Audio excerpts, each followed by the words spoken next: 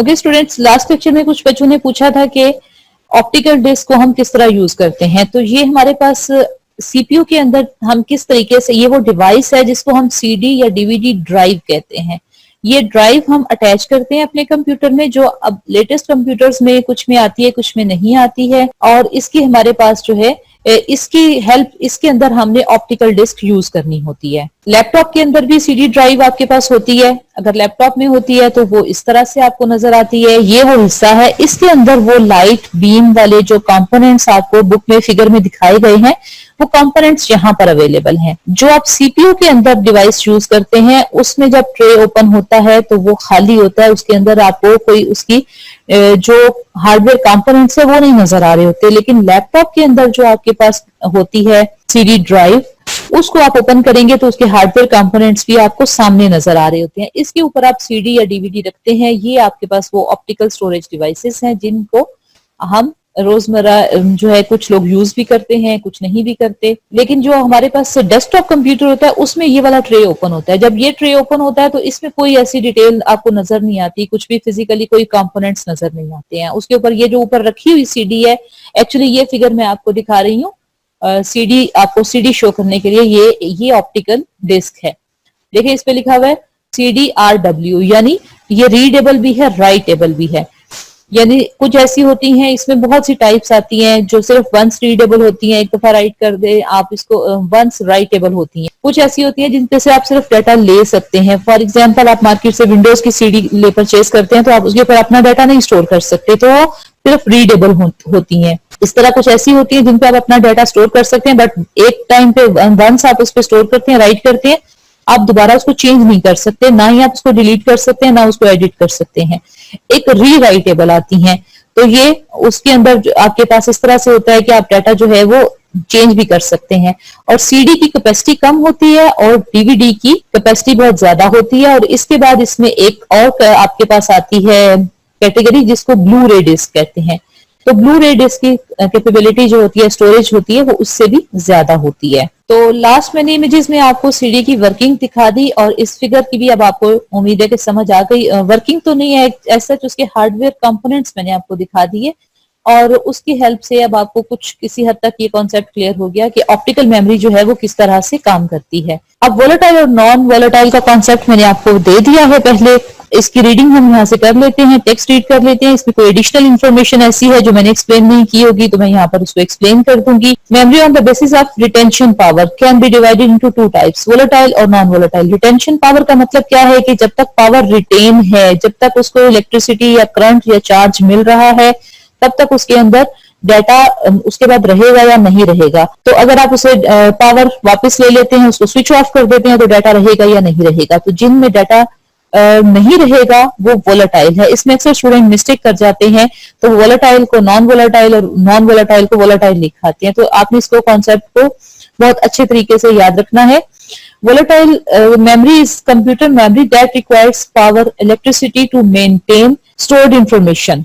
तो stored information तब तक रहेगी जब तक पावर सप्लाई मिल रही है, but when the power supply is off और interrupted the stored memory is lost. तो वोलेटाइल जो है वो उसमें मेमोरी परमानेंटली स्टोर नहीं होती, ये टेम्परेरी होती है। It is also known as temporary memory. Example of such memories are RAM, cache और रजिस्टर्स। ये वो मेमोरीज होती हैं जिन पे डाटा परमानेंटली स्टोर नहीं होता, ये वोलेटाइल होती हैं। Non volatile memory is a permanent memory that can retain stored information even when not powered. जब इनकी पावर ऑन नहीं होती, इनको पावर नहीं मिल रही होती, ऑफ भी होती है, तो भी इनको ये डाटा जो है उसको अपने पास परमानेंटली स्टोर रखते हैं, रिटेन रखते हैं। ना इसकी एग्जांपल आपके पास रॉम है जो कि कंप्यूटर के जैसे मदरबोर्ड के ऊपर लगी होती है। अगर उसके अलावा भी रॉम चिप्स बहुत और डिफरेंट डिवाइसेस में यूज होती हैं, लेकिन हम कंप्यूटर के रेफरेंस से सिर्फ कंप्यूटर की ही बात करेंगे। और इसी तरह फ्लैश मेमोरी, ये भी आपके पास नॉन वोलेटाइल है। आपके कंप्यूटर की जो हार्ड डिस्क है, जिसको हम मैग्नेटिक स्टोरेज डिस्क कहेंगे टेक्निकली, ये देखें आप ब्रैकेट में लिखा हुआ है, हार्ड डिस्क हो सकती है, मैग्नेटिक टेप हो सकती है। इसी तरह से आपके पास ऑप्टिकल डिस्क जो होती हैं, ये भी परमानेंट मेमोरी होती हैं। और ब्लू रे डिस्क, जिसका अभी मैंने आपको बताया कि इसकी कैपेसिटी जो कैपेबल होती है स्टोरेज, वो सीडी डीवीडी से ज्यादा होती है। Non volatile memory is typically used as secondary storage for long term और फ्यूचर यूज। तो जैसे कल मैंने आपको बहुत शुरू में ही लास्ट लेक्चर में शुरू में बता दिया था कि आप इनको ये भी देखेंगे कि प्राइमरी और सेकेंडरी की टर्म्स हैं और इसी तरह से टेम्परेरी और परमानेंट की हैं। तो प्राइमरी और जो आपके पास टेम्परेरी है ये एक कैटेगरी है और सेकेंडरी और परमानेंट एक कैटेगरी है। तो ये सारी की सारी इनमें से आपने देखा कि जो सेकेंडरी मेमोरी है वो बेसिकली नॉन वोलेटाइल होती है। उस पे सेकेंडरी मेमोरी का आप देखें कि पर्पस ही यही होता है कि प्राइमरी काम था आपका उसको करना, किसी भी चीज को कैलकुलेट करना, प्रोसेस करना, और उसके बाद सेकेंडरी उसका टास्क ये है कि आप उसको जो है वो परमानेंटली स्टोर कर रहे हैं। अब देखते हैं टाइप्स ऑफ कंप्यूटर मेमोरी। अभी आपके पास जो है इसमें ये एक आपके को चार्ट की फॉर्म में दिखाई गई है। ये सारी हम स्टडी करके तकरीबन आ चुके हैं। देखिए मेन मेमोरी, एक मेमोरी सिंपल जो टर्म मेमोरी है उसको मेन मेमोरी है और सेकेंडरी मेमोरी है। उसके बाद ये उसकी जो इंटरनल मेमोरी में आपके पास फिर कैशे और रजिस्टर्स हैं, और जो रैम और रोम है ये बाहर फिजिकली मदरबोर्ड पर आप देख सकते हैं। रैम और रोम को आप देख सकते हैं, कैशे और रजिस्टर्स को आप देख नहीं सकते, ये सीपीयू के अंदर होती हैं। और सेकेंडरी मेमोरी सारी की सारी आप फिजिकली देख सकते हैं बाहर, उसमें मैग्नेटिक टेप्स हैं, ऑप्टिकल डिस्क हैं और चिप है। मैग्नेटिक में आपके पास हार्ड डिस्क है, उसको आप देख सकते हैं, कंप्यूटर की हार्ड डिस्क को। ऑप्टिकल में आप सीडीज डीवीडीज को देख सकते हैं और चिप में आप फ्लैश ड्राइव्स को देख सकते हैं। उसके बाद हम अपना नेक्स्ट टॉपिक स्टार्ट करते हैं, बल्कि नेक्स्ट टॉपिक नहीं, अभी यही टॉपिक हमारा चल रहा है। मेन मेमोरी में आपके पास, अच्छा इसमें इंपॉर्टेंट चीज क्या है कि ओवरऑल यहाँ पर मेंशन है बुक में या नहीं इसको बाद में देखते हैं। ओवरऑल जो टेम्परेरी मेमोरी है या वोलेटाइल है, जो आपकी रैम होती है कंप्यूटर की, इसको हम मेन मेमोरी कहते हैं। और जो दूसरी आपके पास मेमोरी है, आपके ये वाली साइड जो आपके पास सेकेंडरी मेमोरी है, यूजुअली हम इसको मेमोरी नहीं बोलते, इसके लिए हम स्टोरेज का कीवर्ड यूज करते हैं क्योंकि इस पे डाटा परमानेंटली स्टोर हो जाता है। तो ये अगर आप आम रोजमर्रा जुबान के इस्तेमाल की बात करेंगे तो उसमें हम मेमोरी यूज करते हैं टेम्परेरी के लिए और स्टोरेज यूज करते हैं परमानेंट के लिए। बट टेक्निकली जो स्टोरेज है वो भी एक सेकेंडरी टाइप ऑफ मेमोरी है। अब इसका टेक्स्ट रीड कर लेते हैं।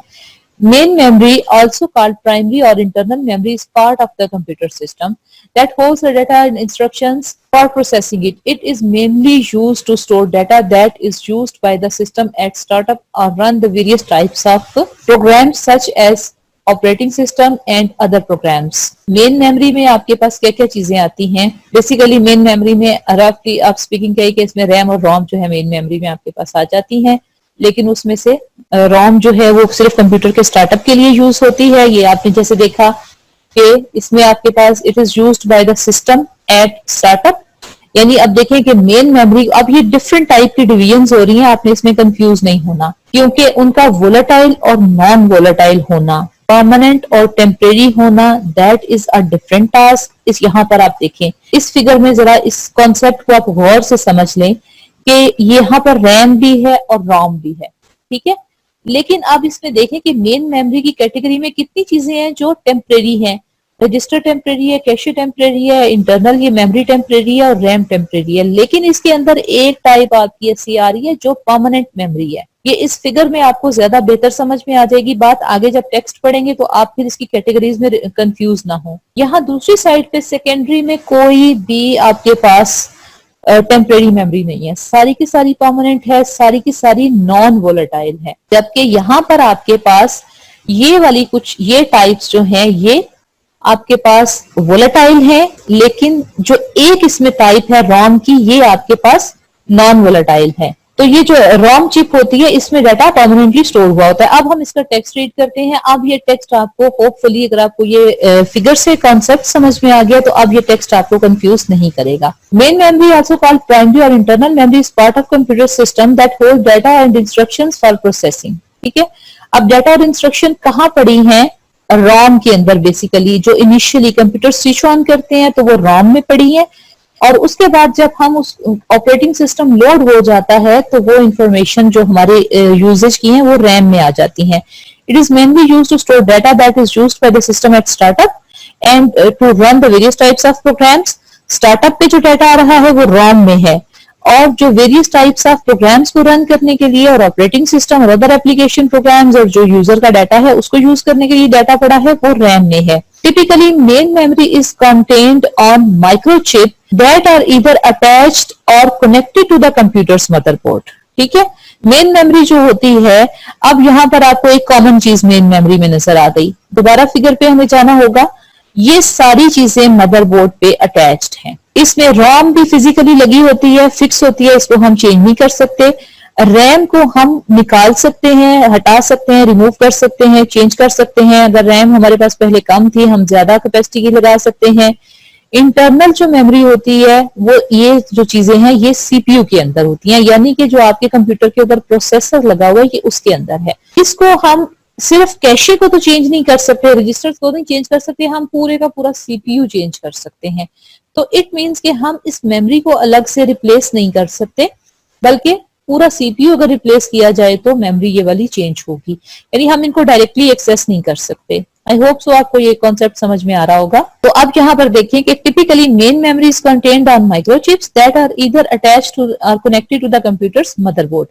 Computer memory can range from couple of megabytes to several gigabytes. ये अब उसकी कैपेसिटी की बात हो रही है कि ये चंद एमबी से लेकर, यानी आपके कंप्यूटर में जो रजिस्टर्स होंगे ये सबसे छोटी मेमोरी है। हो सकता है 8 MB हो रजिस्टर्स की कैपेसिटी, और या इससे भी कम होगी, 1 MB हो, 2 MB हो, ठीक है। लेकिन जैसे जैसे ये बढ़ती जाएगी, कैशे की कैपेबिलिटी कैपेसिटी उससे ज्यादा होगी, रैम की कैपेसिटी उससे ज्यादा होगी।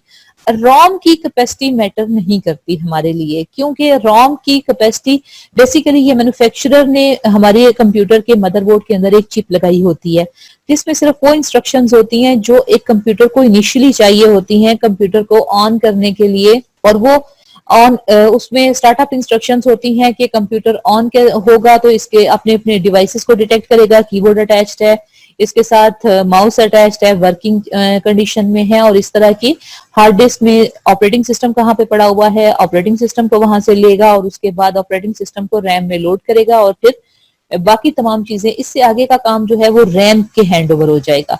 इसलिए इस रोम को हमें जरूरत नहीं होती है कि हम इसकी कैपेसिटी पे हमारे लिए मैटर करे कि कितनी कैपेसिटी है। रैम की कैपेसिटी मैटर करती है, कैशे और रजिस्टर्स इनका साइज मैटर करता है, और ये हम कोई कंप्यूटर जब परचेज करते हैं तो उसमें उसके स्पेसिफिकेशन में ये इंफॉर्मेशन हमें गिवन होती है कि इसके अंदर रैम कितनी होगी, कैशे का साइज क्या होगा, और इस तरह की तमाम इंफॉर्मेशन।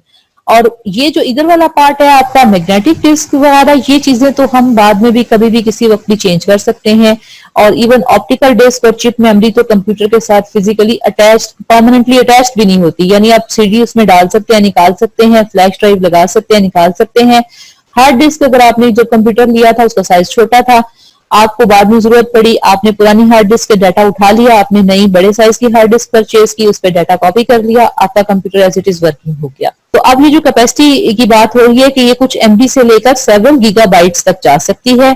इसमें आपके पास लैपटॉप्स में उमूमन हमारे पास गीगाबाइट्स में रैम होती है, और बाकी तमाम चीजें इससे कम कैपेसिटी की होती हैं। और यहाँ जो मैग्नेटिक है ये तो आप समझिए कि गीगाबाइट से स्टार्ट होती है, यानी आपको आप 1 गीगाबाइट की जो मैग्नेटिक डिस्क है वो बहुत कम मिलेगी। नामुमकिन सी बात है कि इस दौर में आपको इस तरह की इस साइज की मिले। कोई बहुत पुरानी 80s या 90s के जमाने में 1 गीगाबाइट की हार्ड डिस्क होती थी। अब आपके पास हार्ड डिस्क जो है वो 1 टेराबाइट की है। ऑप्टिकल जो है ये भी आपके पास ऑप्टिकल डिस्क भी आपके पास 1 गीगाबाइट से ऑनवर्ड 8 गीगाबाइट्स और उससे ऑनवर्ड तक डाटा स्टोर कर सकती है। फ्लैश मेमोरी 128 गीगाबाइट और इससे भी ज्यादा डाटा स्टोर कर सकती है।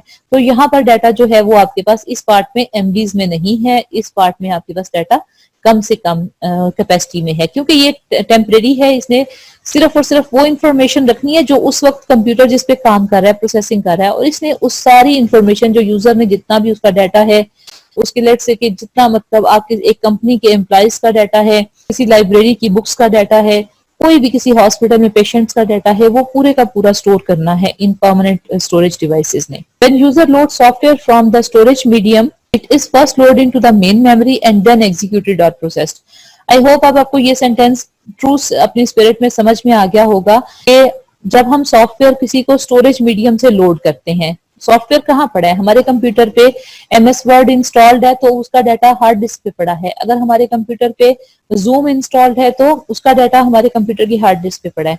अब हम क्या करते हैं, जब हम इसको ऑन करते हैं, स्विच ऑन करते हैं, तो वो जूम का डाटा जो है हमारे कंप्यूटर की रैम में आ जाएगा।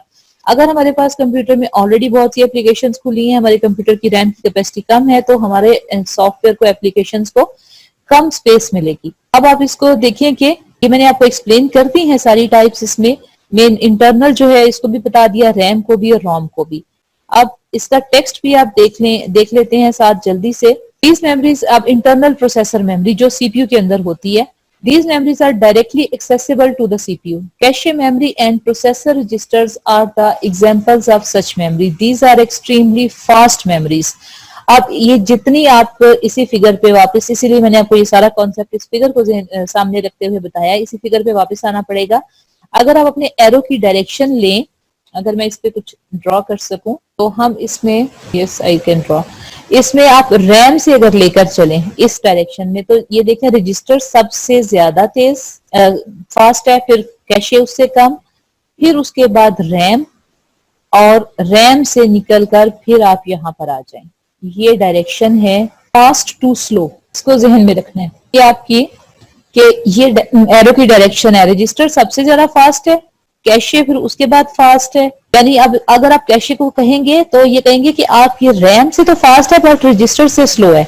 रैम को आप कहेंगे ये कैशे से फास्ट है बट हार्ड डिस्क से स्लो है। अब हम अपने टेक्स्ट की तरफ मूव करते हैं दोबारा, जहां बुक में ये सारे कॉन्सेप्ट गिवन है, ताकि हम उसको देख लें कि कोई इंफॉर्मेशन हमारी मिस ना हो जाए। These memories are directly accessible, तो देखें कि ये बेसिकली क्या लिखा है, ये हेडिंग है माइक्रो प्रोसेसर, तो ये सीपीयू है।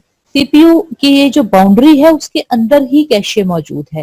मैंने आपको कल लास्ट लेक्चर में कहा था कि कैशे का कुछ हिस्सा सीपीयू के अंदर हो सकता है, कुछ बाहर भी हो सकता है। तो जैसे ये लेवल 1 लेवल 2 कैशे सीपीयू के अंदर है और ये जो नेक्स्ट पार्ट है ये सीपीयू से बाहर है। Cache memory is the small amount of high speed semiconductor memory. ठीक है, ये सेमीकंडक्टर मेमोरी है which exist inside the microprocessor और ऑन द मदरबोर्ड। अब ये दो बातें यहाँ बताई कि ये इनसाइड द माइक्रोप्रोसेसर कौन सी है, L1 L2, on the motherboard कौन सी है, L3। This memory stores some active portion of main memory, it lies between the RAM and CPU. कहां पर एग्जिस्ट कर रही है, ये कहां कम्युनिकेशन का काम दे रही है। L3 कैशे में कौन सा डाटा होगा जो मेन मेमोरी से रीड होकर सीपीयू तक जाना है। बेसिकली जब हम कंप्यूटर स्विच ऑन करते हैं हमारा डाटा सबसे पहले रैम में आता है, मेन मेमोरी में आता है। आप कीबोर्ड से कुछ टाइप करते हैं, आप अपनी आईडी पासवर्ड देते हैं, आप कीबोर्ड से आपने इंस्ट्रक्शंस दी, जो डाटा गया वो मेन मेमोरी में गया, मेन मेमोरी से वो जाएगा सीपीयू की डायरेक्शन में। तो यहाँ पर जो है वो उसकी डायरेक्शन जो है वो यहाँ से डायरेक्ट सीपीयू की तरफ जाएगी। अब इसमें जो है it lies between the RAM and CPU, when the information is required by the CPU first it look up in the cache memory. अब सीपीयू ने कुछ प्रोसेसिंग करनी है तो पहले वो L1 L2 कैशे में चेक करेगा, अगर यहाँ इंफॉर्मेशन नहीं है L3 में चेक करेगा, अगर यहाँ पर भी वो इंफॉर्मेशन नहीं है तो फिर वो मेन मेमोरी से इंफॉर्मेशन लेगा। फिर इस एरो की का मतलब ये है कि वो मेन मेमोरी से इधर से होती हुई यहाँ L3 में जाएगी और फिर L2 L1 में। अब वो L3 में तब तक रहेगी जब तक रिक्वायर्ड नहीं है, जैसे सीपीयू को रिक्वायर्ड होगी वो L3 से इसको फेच करके L1 L2 में ले आएगा। There are three types of cache memory, L1, L2 and L3. L1 and L2 cache memories are built inside the microprocessor chip and they have the fastest access time. ये concept मैंने आपको explain कर दिया है पहले, और इसी तरह इसमें बहुत ज्यादा डिटेल हो सकती है, लेकिन आपके लेवल पे फिलहाल इनके नाम और इनका पर्पस और इनका कॉन्सेप्ट इतना ही काफी है कि ये फास्ट मेमोरी होती है और कंप्यूटर ने जो भी चीजें प्रोसेस करनी है वो कैशे में रख के उस डाटा को करेगा। फॉर एक और एग्जांपल आपको छोटी सी यहाँ बता देती हूँ कि फॉर एग्जांपल हम एक सिंपल सी इंस्ट्रक्शन देते हैं कंप्यूटर को 2+2। अब कंप्यूटर को हमने इनपुट में 2 नंबर दे दिए, वो नंबर सबसे पहले जाएंगे रैम में। वो रैम में किसी एक खास जगह पर, फॉर एग्जांपल पहला 2 जो है वो 1 बाइट पे स्टोर हो गया, प्लस की सिंबल जो है वो 1 बाइट पर स्टोर हो गई, और इस तरह 2 की सिंबल जो है वो एक और बाइट पर स्टोर हो गई। अब जो उसके अंदर प्लस है वो एक सिंबल है, बेसिकली वो एक पूरी इंस्ट्रक्शन है। जब वो इंस्ट्रक्शन मेन मेमोरी से सीपीयू में, अब सीपीयू के पास वो इंस्ट्रक्शन गई कि मैंने कुछ ये मेन मेमोरी में डाटा आया, इसको मैंने प्रोसेस करना है, वो मेन मेमोरी से पढ़ेगा, रीड करेगा 2+2, उसका आंसर उसने देना है, तो वो 2+2 को में से डाटा को उठा के अपने पास इस कैशे में लेकर जाएगा, अपने रजिस्टर्स में रखेगा। वहां पर 1 बाइट पर 2 रखेगा पहले वाला, दूसरे किसी और रजिस्टर में दूसरे वाला 2 रखेगा, जैसे एक्यूमुलेटर में उसने पहले वाला 2 रख लिया, वो उसको पहले बाइनरी में मशीन लैंग्वेज में कन्वर्ट करेगा। फिर दूसरे रजिस्टर में उसने दूसरे वाला 2 रख लिया, और जो प्लस है ना वो इंस्ट्रक्शन है, एडिशन का पूरा ऑपरेशन है, उस इंस्ट्रक्शन के मुताबिक इंस्ट्रक्शन के लिए और बहुत सारे सिग्नल्स जनरेट होंगे और डिकोड होके वो इंस्ट्रक्शन जो है वो सीपीयू उस पे अमल कैसे करना है कि उसने बेसिकली कोई शिफ्ट का ऑपरेशन परफॉर्म करना होगा उस एडिशन के लिए। हम उन शिफ्ट ऑपरेशन की तरफ नहीं जाएंगे, फर्दर डिटेल में नहीं जाएंगे कि सीपीयू के अंदर एडिशन का काम किस तरह परफॉर्म होगा, एडिशन का ऑपरेशन, लेकिन सीपीयू उनको यहाँ कैशे में उन नंबर्स को और उस इंस्ट्रक्शन को लेकर आएगा। फिर वो कैलकुलेट जब उसने कर लेगा तो उसके एक्यूमुलेटर रजिस्टर में रिजल्ट आ गया, 2 + 2 का आंसर 4 मिल गया। वो 4 का आंसर उसने मेन मेमोरी को दे दिया, वापस दे दिया मेन मेमोरी को। मेन मेमोरी में जब डाटा आया तो अब सीपीयू ने उसको ये भी साथ इंस्ट्रक्शन देनी है कि इसको यूजर के लिए डिस्प्ले कर दो। तो यूजर ने अगर उसको प्रिंट करवाया होगा तो यूजर की स्क्रीन पर उसका आंसर जो है वो प्रिंट होकर आ जाएगा। तो ये बताने में इतना कॉम्प्लिकेटेड नहीं है जितना ये एक्चुअली, अगर आप इसकी सीपीयू की वर्किंग देखेंगे तो उसमें ये उससे ज्यादा कॉम्प्लिकेटेड है कि वो जो डाटा आ रहा है उसका साइज क्या है, कौन से नंबर ने किस बिट की कौन से लोकेशन पर सेव होना है, उसकी हार्डवेयर पे क्या लोकेशन है, रैम के अंदर उसकी क्या लोकेशन है, रजिस्टर्स में जाएगा तो किस तरह जाएगा। तो इतनी डिटेल में हम इनको डिस्कस नहीं करेंगे। देखिए रजिस्टर्स का मेन पर्पस मैंने आपको बता दिया, अब हम इसका टेक्स्ट रीड कर लेते हैं। Registers are small memory units, there are a large number of registers inside the processor, their function is to temporarily store binary information। मैंने आपको पहले बताया कि रजिस्टर्स में डाटा जाएगा, अगर हम 2 + 2 लिखते हैं तो वो 2 जो है वो बाइनरी में कन्वर्ट होके जाएगा। जैसे मैंने आपको लास्ट लेक्चर में बताया था तो उसमें क्या होगा, 0th पोजीशन का अगर आपके जो है वो बिट ऑन करेंगे तो 0 बनेगा, तो 1th लोकेशन पे यानी दूसरे नंबर की जो आपके पास लेफ्ट साइड से काउंट करेंगे अगर आप 0, जो सेकंड लोकेशन होगी आपकी उसके ऊपर 1 कर देंगे तो वो 2 बन जाएगा। तो वो आपके पास जो है वो 2 रजिस्टर्स में जाके किस तरह स्टोर होगा, दैट विल बी 0 0 0 0 0, ये 8 0 यहाँ पर होने हैं ना, 1 2 3 4 5 6 7 एंड 8। ये 8 में से हमारा नंबर 2 बनाने के लिए ये लोकेशन का 0 1 हो जाएगा और बाकी सब लोकेशन पर 0 रहेगा। तो ये है, this is the way how we store the number 2 in the register. यहाँ वो बाइनरी इंफॉर्मेशन में कन्वर्ट होगा, then information and pass it on to the other parts of the processor or main memory during the execution of program instruction। तो ये programme की जो instructions होंगी जिस लिहाज से कि इस पे एडिशन का फंक्शन परफॉर्म करना है, उस लिहाज से वो इंस्ट्रक्शंस वो ऑपरेशन परफॉर्म होगा और फिर मेन मेमोरी को उसके एग्जीक्यूट करने के बाद उसका आंसर जो है मेन मेमोरी को भेज दिया जाएगा। Some commonly used register inside the microprocessor are accumulator registers, accumulator है हमारे पास, और उसके बाद इंस्ट्रक्शन रजिस्टर है IR, data register DR, program counter और मेमोरी एड्रेस रजिस्टर। नेक्स्ट आपके पास आर्किटेक्चर के जो चैप्टर आएंगे उसमें हम इन सब रजिस्टर्स को भी डिटेल से देखेंगे अगर वो आपके रिड्यूस्ड सिलेबस में ओमिट ना हुए। तो ये सारे रजिस्टर्स किस तरह से कहाँ काम करते हैं, किसका क्या पर्पस है, इंस्ट्रक्शन रजिस्टर का एक अपना पर्पस है, प्रोग्राम काउंटर का एक अपना, इसके पास मेमोरी लोकेशन जो है वो आपके पास एड्रेस पड़ा होता है कि नेक्स्ट कौन सी मेमोरी लोकेशन से डाटा रीड करना है एंड सो ऑन। तो इस डिटेल में भी अभी फिलहाल हम इस टॉपिक में नहीं जाएंगे। नेक्स्ट हमारे पास टॉपिक है RAM, random access memory. Next topic है हमारे पास रैंडम एक्सेस मेमोरी। इसमें आपके पास when the term RAM is used with semiconductor memories, it is usually taken to mean read write memory। अब जब हम सेमीकंडक्टर चिप की बात कर रहे हैं तो रैम के अंदर हम डाटा रीड भी कर सकते हैं, राइट भी कर सकते हैं। It is used in the computer for storage of active programs and data. RAM को हम काफी डिस्कस कर चुके हैं पिछले टॉपिक्स में, आई होप कि आपको इसको मजीद डिस्कस करने की हमें जरूरत नहीं है। The contents of RAM changes automatically as the computer execute the program. RAM plays very important role in the processing speed. आप रैम की एग्जांपल इस तरह ले सकते हैं कि जैसे ये आपका वर्किंग डेस्क है, वर्किंग प्लेस है, आपके पास लेट्स से 10 बुक्स पड़ी हैं जिनमें से आपने काम करना है, लेकिन आपकी जो वर्किंग प्लेस है उसके ऊपर एट ए टाइम 1 बुक या 2 बुक्स आ सकती हैं। अगर आपने कोई टास्क परफॉर्म करना है, 5 बुक्स में से आपने कुछ इंस्ट्रक्शंस रीड करके, डाटा रीड करके असाइनमेंट प्रिपेयर करनी है, तो अगर आपके वर्किंग डेस्क पे 5 books at the same time आ सकती हूँ तो आप जल्दी से सारा काम कर लेंगे। लेकिन अगर आपकी वर्किंग डेस्क पे एट ए टाइम 1 बुक आ सकती है तो आप क्या करेंगे, पहले 1 बुक को उसमें अपनी वर्किंग डेस्क पे अपनी रैम पे में रखेंगे, उससे इंफॉर्मेशन लेंगे, फिर उस बुक को उठा के सेकेंडरी स्टोरेज पे वापस रख देंगे, फिर अगली बुक ला के आपने अपनी डेस्क के ऊपर रखी, उसमें से इंफॉर्मेशन ली और उस पे से काम किया और उसके बाद उस दूसरी बुक को भी उठा के आपने वापस दूसरी जगह पे रख दिया, सेकेंडरी स्टोरेज पे या हार्ड डिस्क पे, और उसके बाद आपने तीसरी बुक ला के रखी। ये है एग्जांपल रैम की। अब रैम का साइज अगर बहुत ज्यादा अच्छा रीजनेबल होगा, अगर आपकी वर्किंग डेस्क इतनी बड़ी है कि उसके ऊपर 100 बुक्स आ सकती हैं, तो वो 100 बुक्स अगर आप खोल के रख लेंगे तो उनमें से काम की 5 बुक्स को तलाश करना, उसमें से काम लेना बहुत ही मुश्किल हो जाएगा। इसलिए रैम का साइज जो है वो रीजनेबल होना चाहिए। अब इस इंफॉर्मेशन को जहन में रखते हुए आप इस लाइन को रीड करें। RAM plays very important role in the processing speed of a computer. Large RAM size provides large amount of information to the computer for processing and hence increasing the processing speed. Major advantage of RAM is that it is volatile and it will lose the stored information if power is disadvantage है, ये इसका disadvantage है। Actually अब इसको disadvantage का word ना use किया जाए बल्कि ये इसकी लिमिटेशन है, क्योंकि अगर हमने रैम में भी चीजें परमानेंटली रखनी है तो हमें जरूरत क्या पड़ी है।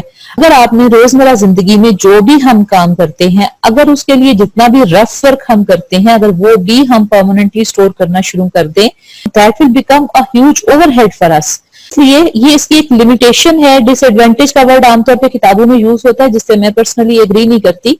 रैम जो है वो परमानेंट के लिए बनी ही नहीं है। इसका पर्पस, इसकी खूबी ही ये है कि ये टेम्परेरीली है। आपने जितना भी काम करना है आपने इसके अंदर किया, उसके अंदर से जो इन्फॉर्मेशन आपने स्टोर करनी थी वो आपने सेकेंडरी स्टोरेज पे सेव कर ली। अगर हमारे पास रैम की टाइप्स हैं जो हम इंशाल्लाह नेक्स्ट लेक्चर में स्टडी करेंगे, तो इस लेक्चर के लिए इतना ही काफी है। Thank you so much for watching this lecture. Next lecture में आपसे मुलाकात होगी।